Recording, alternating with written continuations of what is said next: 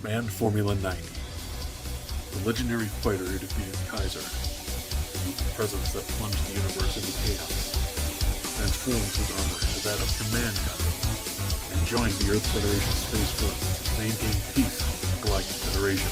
Around the same time, the Empire of Zataria emerges to use different guns. It commences an attack on the Galactic Federation's G-Earth. However, Command Gundam successfully resists the Zatarian army and is promoted to B-Command Gundam, commander of the Earth Federation Space Force. B-Command Gundam uses battleship General Naventa to attack the Zatarian Empire's final battle headquarters, so lets Commander Fyodor get away. While pursuing Fyodor, B-Command Gundam makes an emergency landing on an unknown planet in preparation against Fyodor's resurgence. He gathers together elite fighters on the planet and organizes GI.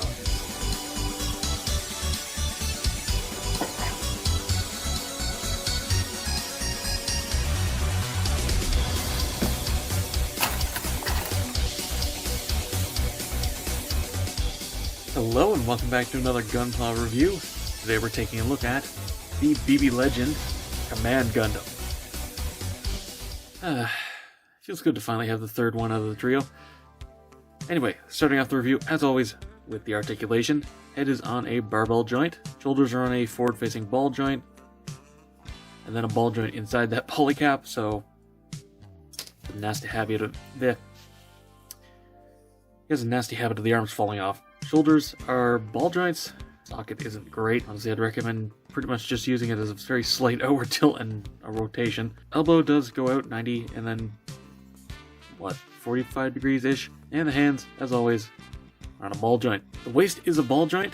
You can work it up a bit to get ab crunch and such. Otherwise, it works perfectly well as a completely uninhibited rotation. Hips are ball joints, so decent range. And the feet have the same thing. So in the most basic of basic modes, the articulation's fine, and the armor doesn't really hurt it.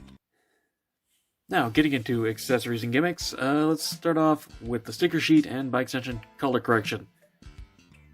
I didn't actually use that many stickers. Well, I mean, you only get one eyepiece, so you can only use two. But aside from the rear camera, the eyepiece camera, and this option sticker, which I just like the look of, I didn't bother using the rest of it. So thankfully I can say, aside from a few bits of black, the sticker sheet pretty much covers all the color separation. What we can see here is actually get it in frame, the black on the forehead, these four black squares on the sides of the head, and the crotch, which does have a sticker, but I just painted it gold with red. Aside from that, I will note that the green and the red have a matte top coat applied to them, but the silver and that don't. So this is what this plastic actually looks like. A little bit shiny, not too bad, but just with a top coat. I only gave it a top coat because it's sort of a militaristic kit, and I figured the matte finish would look a little bit better on it. The plastic honestly looks fine even without it. Now grabbing the first accessory, the base helmet. You'll notice the black in the cheek vents, exhaust. Yeah, there are actually holes in there too, but you're supposed to paint those black. I also did black trim on this, but that's not that big a deal. Technically, the base form is supposed to have this helmet anyway. There's honestly not that much color correction aside from that anyway.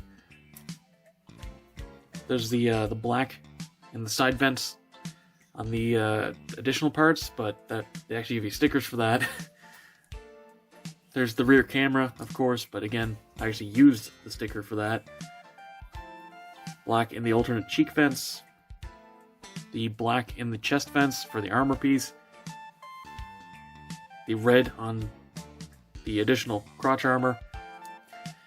And technically the catch on these grenades are supposed to be gray or gunmetal, I guess, but I kind of prefer how they look just flat green, so I left it.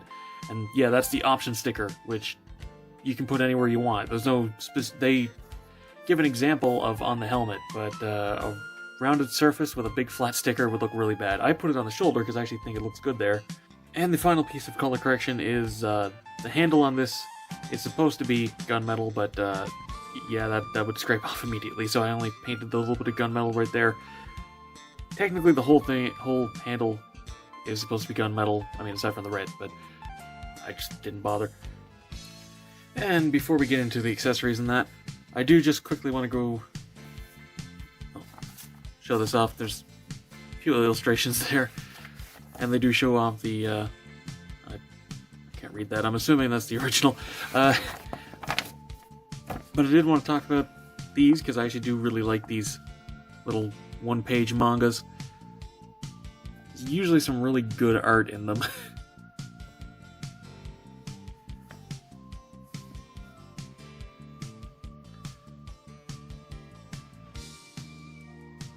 Is that a Doga? I think it's a Doga. Honestly, it's hard to tell if it's a Doga or a Comfort. It's just completely black. Those are good images. The default configuration has this for the weapon, where you take the knife and stick it in the front of this little SMG as a bayonet. So speaking about the extra armor, let's armor this guy up. It does require you to pull off the legs. I do want to point out I did actually paint the gold. I don't really like the plastic color. You still see it on the inside. It looks almost identical on camera, but yeah, this one actually has armor that slides down over the shins. Get the new crotch armor. Plug it in pretty obviously right there. The new chest armor plugs into the chest vents. And that reminds me, I'm pretty sure that technically the chest vent's supposed to be painted black, but honestly, I think it looks fine without it. Then you want the two shoulder pads, which slide down over these raised groove areas. Then you take the little sheath, slide it in over here. And the backpack, plug that in. Missile pod goes here. Then you clip these pieces on to this helmet, which might be a little bit easier for me to do with the helmet off.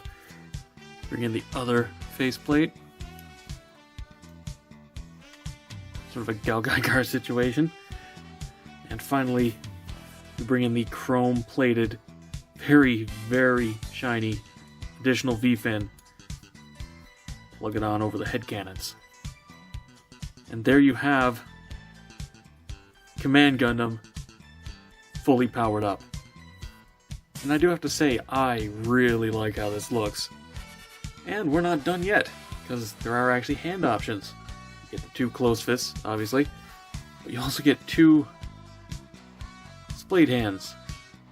This one's hollow on the back, and it's for holding, like, bracing stuff with two hands. This one, on the other hand, has a peg in it, and it's so you can hold the grenade in the hand to actually throw it. Well, not throw it, but, you know, have it posed as holding a grenade, which is funny. There is actually one other weapon. The heavy machine gun.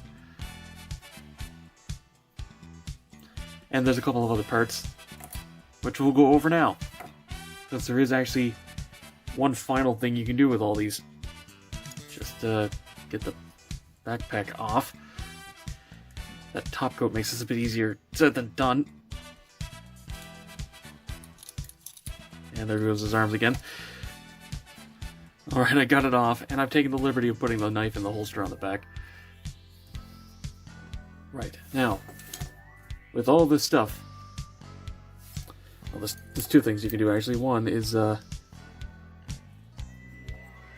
makes a nice little tripod for the rifle.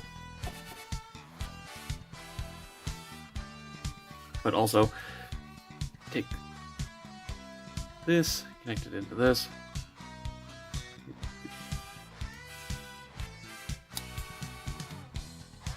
Then you take the missile pods and attach them on like that.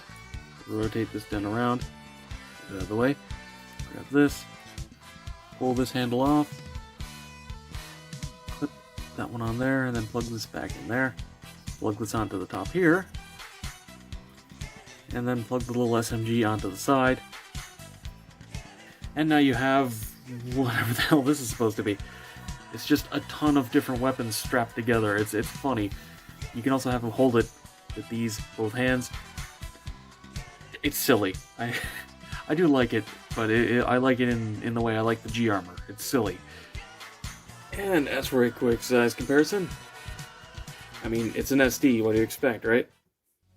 So, to wrap this review up, I do like this kit. If you have any interest in getting Command Gundam, I can recommend it. It's a solid kit. Out of the main trio, I would probably put it at the weakest, but I am definitely more biased towards the Night Gundam anyway, so that's maybe not the fairest comparison. All three are excellent in their own way, and this one's no exception. And that's all for this video. Thank you very much for watching. Be sure to let me know what you think down in the comments below. Subscribe and hit the bell to be alerted for future reviews. Come chill in the Discord. Follow me on Twitter, if that's even still around. And consider supporting me on Patreon so I can keep bringing you videos like this. And, as always, until next time, happy building.